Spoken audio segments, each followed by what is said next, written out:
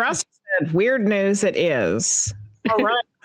All right. If you're a spooky shop, a haunted attraction, a paranormal book, or a strange little business, if you are a strange little business, if you have a little strange business, oh goodness, you can sponsor the Witching Hours. We offer host-read ads that'll be a lot better than the one I just did for the weird news segment. You can find pricing and details at thewitchinghourspodcast.com. Come get weird with us with your strange little business. There you go. And we'll make Jenny do all the reads. So there you go. Oh, geez, Louise.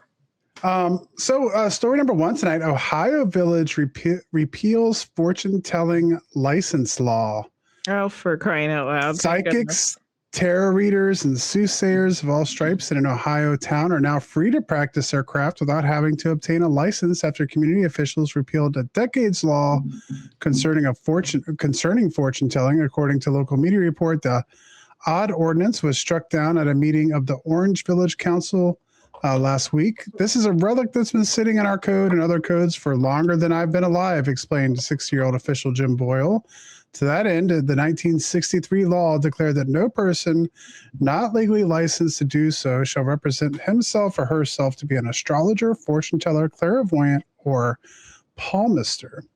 Over 20 years later, in 1984, the village passed an amendment to the ordinance that included a penalty for violating the law, a $250 fine, and a 30-day jail sentence. Wow. Yeah, each day during or which a violation occurs or continues. So if you did it a couple of days, you get 60 days in jail. Orange is the latest community to strike down fortune-telling regulations following similar decisions in West Virginia, and Michigan over the last few years. I had to look that up because I was wondering where that happened in Virginia, and it was in Norfolk. Oh, nice. Yeah. Well, and I brought this up because it's actually... Good job, Norfolk. You're right. Yeah, we'll go back to Norfolk. Because we actually have some of those laws where we live as well. Mm-hmm. Like if you want... we've tossed around the idea of like either like going into places or having a shop or something like that, but you have to get like the sheriff's department to approve to sign off if you're a fortune teller.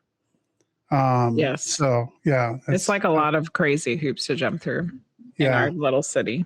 Yep. Yeah, like if we wanted to have a weird shop of our own where you could get medium readings, we want to do readings. Get it passed by the sheriff's deputies or something. You have to get like three high standing community members to sign up. Community members to sign off for you and take it to the sheriff's department. Yeah. Yeah. It's kind of wild. Yeah, it is interesting. Story number 2, the brain scan that could reveal a cold-blooded killer. Scientists discover key difference in people who commit premeditated murder. Scientists have uncovered a brain structure that could reveal whether someone is a cold-blooded killer. Researchers scanned the brains of 37 murderers while they were awaiting trial. This is important. They didn't want to do this study on people who are already in prison because they already know that once you're in prison, it can actually change your brain. Yeah. So they did it while people were still waiting trial. And they found that all had a critical difference in part of the brain called the amygdala. This small structure is located deep within the brain and plays a vital role in processing emotions, recognizing fear, and making moral decisions. But in the brains of confirmed killers, this vital structure was almost 6% smaller than the general population. They discovered that killers who premeditated their crimes had an even smaller amygdala, showing a 14.3% reduction in volume. Wow. Lead author Professor Adrian Rain of the University of Pennsylvania said that it's the more cold-blooded murderers who have blunted emotions as indicated by this impairment in the amygdala, an impairment that can contribute to the lack of concern for others. Did I miss it? What does the amygdala do again? I don't remember. It's what it's like. What they said. It's what processing emotions, recognizing fear, and making moral decisions. Yeah. I picked this story. Processing emotions. They just need to go down to. They need to wash their hands. Mm-hmm. Do some breathing. Yeah, wash their hands a lot. Some regulated breathing. A little yoga. Do a little yoga. But the thing about this story, the reason I included it got me thinking a little bit about like it. could we get to a point to where they just start like doing brain scans of kids and say, oh, this person's in a, this person has to go into this program because, Right. you know what I mean? So like, Yeah. I don't know. Because then what if they never did, even if it was? Yeah. Then you're Uh, punishing someone for something they haven't even done yet. Mhm. Yeah. And I don't know that it would go that way, but you know how things like that can get when people find out that someone is different than them. Things can get out of hands pretty quick. Story number 3, a Chinese spacecraft just arrived at the Earth's quasi-moon. China's Tianwen-2 spacecraft has arrived at one of the strangest objects in Earth's cosmic neighborhood, a tiny asteroid often called a mini-moon. The probe reached 469219 Kamoolaweya, also known as another long number, on July 4th, after just over 13 months of interplanetary travel. The arrival marks the beginning of the mission's most important phase as scientists prepare to investigate the asteroid up close and eventually collect samples for return to Earth. It is an asteroid between 130 and 330 feet, so they don't know the exact size of it. For me, I measure that. That's roughly the size of a baseball field, or maybe a little smaller, depending on how large Kamoolaweya turns out to be when measured by the craft. It could be the smallest asteroid ever to be visited. The probe launched from Xishang Satellite Launch Center in May, and it will spend roughly 9 months orbiting the asteroid, obtaining a sample to send back to Earth. And it's thought that the asteroid may be a missing piece of the moon blasted off during a major impact long ago. Wow. Chico has a comment about the brain story. Mm-hmm.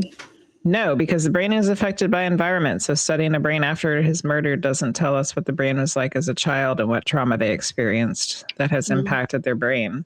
Which, that does make sense, because they weren't testing people that were already in prison because their brains had already changed. So their brains changed, yeah. Are their brains changing because they murdered somebody? Because they murdered?